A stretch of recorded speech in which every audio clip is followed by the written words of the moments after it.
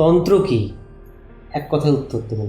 তুমি এমন একটা প্রশ্ন করলে, তুমি সমুদ্রকে চিনতে চাইছো আর যদি বলছো যে 1 হাত মেপে আমাকে স্কোয়ার ফুট হিসেবে মেপে দাও।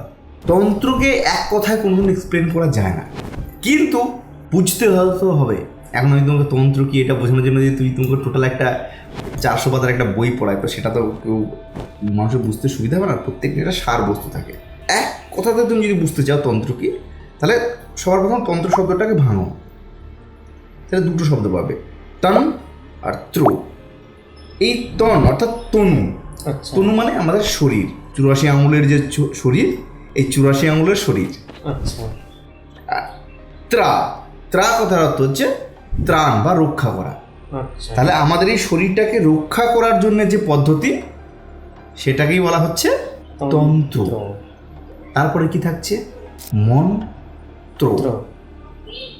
এটা তো মন ত্রাণ, অর্থাৎ মনকে রক্ষা করা। তো শরীর রক্ষা করলেই তো হবে না, মনকেও তো রক্ষা করতে হবে।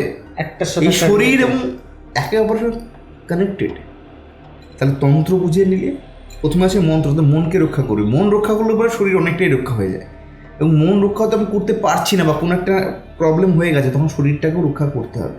তারপরে আসে যন্ত্র। এই শরীর এবং মনের যে কম্বিনেশন, এটাকে বলা হচ্ছে যন্ত্র। কীরকম? আমরা শ্বাস গ্রহণ করছি, শুধু এর শুধু শুধু শ্বাস প্রশ্বাস নিচ্ছি বা ছাড়ছি এটাও তো নয়, এর মধ্যে আমাদের সুগন্ধিও আসছে, সেটা তো আমরা ফিল করছি। দুর্গন্ধও আসছে। এই যে আমরা যে ঘ্রাণটা যে অনুভব করছি, এই অনুভব করা শক্তি, আচ্ছা, এই যে এই ধরনের যে শক্তিগুলো যখন আসছে আমাদের শরীরে, যে দেখছি, চোখ তো দেখছে না, আমাদের ব্রেনও দেখছে না, তাহলে যে শক্তির মাধ্যমে আমরা দেখছি, এগুলোকে বলা হচ্ছে যান্ত্রিক সিস্টেম বা যন্ত্র।